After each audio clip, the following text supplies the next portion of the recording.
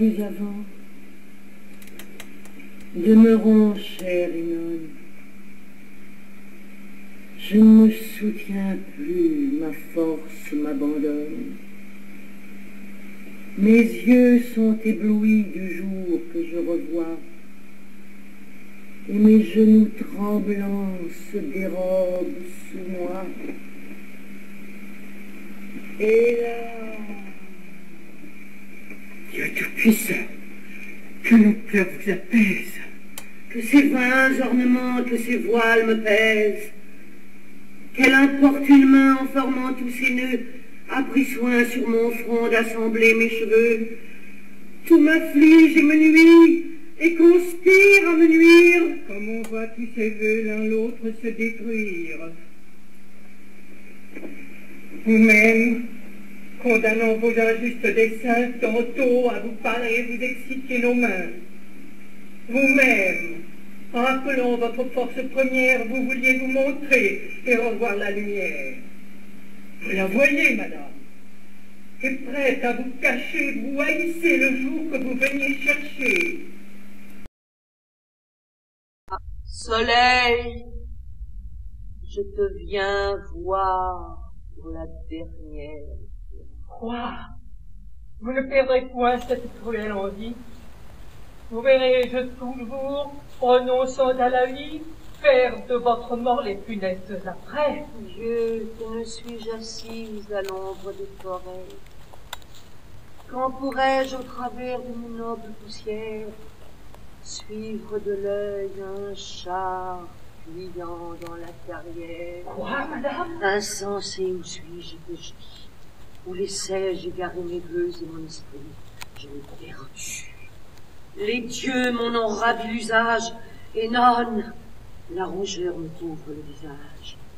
Je te laisse trop voir mes honteuses douleurs, et mes yeux, malgré moi, se remplissent de pleurs. Oh, il vous faut rougir. Rougissez d'un silence qui de vos mots encore aigrit la violence. Quel droit sur vous-même osez-vous attenter? Vous offensez les dieux, auteurs de votre vie. Vous trahissez l'époux à qui la foi vous lie. Vous trahissez enfin vos enfants malheureux que vous précipitez sous un joug rigoureux.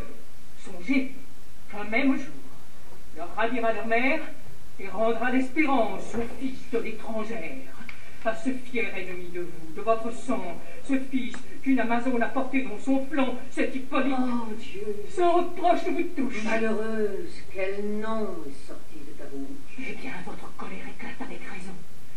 J'aime à vous voir frémir à ce funeste nom. Vivez donc, que l'amour, le devoir vous excite. Vivez. Ne souffrez pas que le fils d'une Scythe, accablant vos enfants d'un empire lieu, commande au plus beau sang de la Grèce et des dieux. Mais ne différez point, chaque moment vous tue.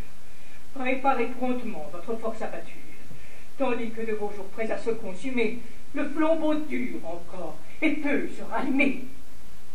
J'en ai trop prolongé la coupable durée. Quoi? De quel corps mort êtes-vous déchiré? Quel crime a pu produire un trouble si pressant? Vos mains n'ont point trempé dans le sang innocent. Grâce au ciel, mes mains ne sont point criminelles. Plutôt Dieu que mon cœur fut innocent comme elle. Et quel affreux projet avez-vous enfanté, dont votre cœur encore doit être épouvanté? Je t'en ai dit assez, épargne-moi le reste. Je meurs pour ne point faire un aveu si funeste. Mourez donc, et gardez un silence inhumain. Mais pour fermer vos yeux, cherchez une autre main. Quoiqu'il vous reste à peine une faible lumière, mon âme, chez les morts, descendra la première. Mille chemins ouverts y conduisent toujours, et ma juste douleur choisira les plus courts. Parlez, je vous écoute. Ciel, que lui vais-je dire et par où commencer? Par de vaines frayeurs, cessez de m'offenser. Ô haine de Vénus, ô fatale colère, dans quels égarements l'amour jeta ma mère. Oublions-les, madame, et qu'à tout l'avenir, un silence éternel cache ce souvenir. Ariane, Ma sœur, de quel amour blessé vous mourûtes au bord où vous fûtes laissée? Que faites-vous, madame? Et quel mortel ennui contre tout votre sang vous anime aujourd'hui? Puisque Vénus le veut, de ce sang déplorable je péris la dernière et la plus misérable. Aimez-vous? De l'amour, j'ai toutes les fureurs. Pour qui? Tu vas ouïr le comble des horreurs. J'ai, à ce mot fatal, je tremble, je frissonne. J'aime. Qui? Tu connais ce fils de l'Amazonie, ce prince si longtemps par moi-même opprimé? Hippolyte!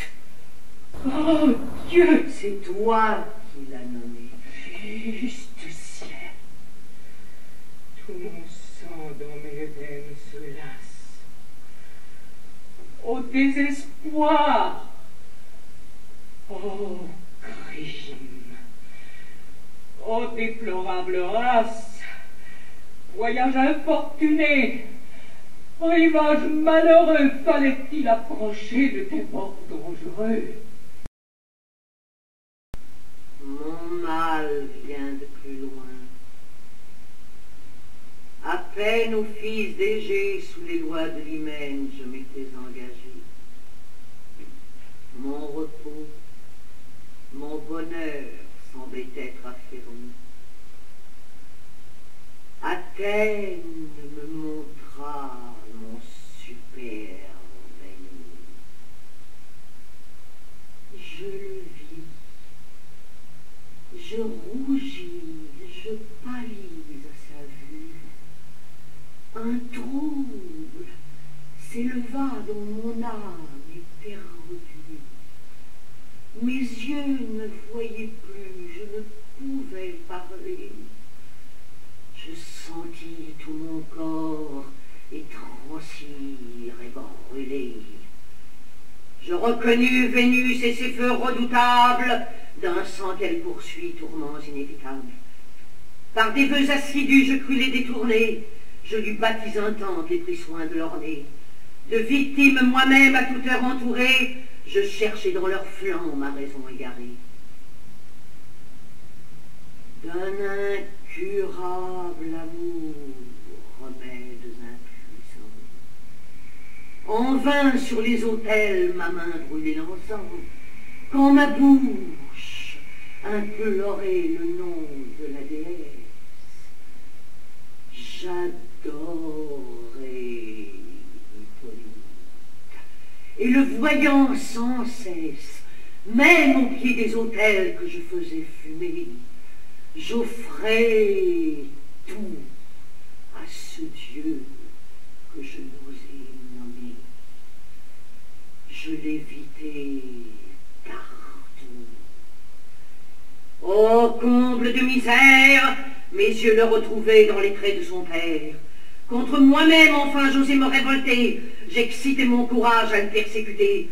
Pour bannir l'ennemi dont j'étais idolâtre, j'affectais les chagrins d'une injuste marâtre.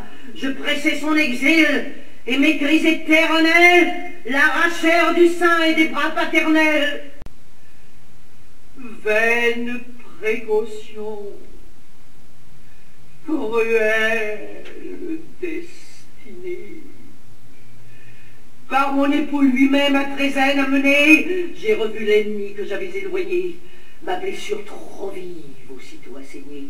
Ce n'est plus une ardeur dans mes veines cachées, c'est Vénus tout entière à sa proie attachée. Je conçus pour mon crime une juste terreur. Je pris la vie en haine et ma flamme en horreur. Je voulais en mourant prendre soin de ma gloire et dérober au jour une flamme si noire. Je n'ai pu supporter des larmes, des combats. Je t'ai tout avoué. m'en repens pas. Pourvu que de ma mort, respectant les approches, tu ne m'affliges plus par d'injustes reproches, et que tes vains secours cessent de rappeler un reste de chaleur tout près d'un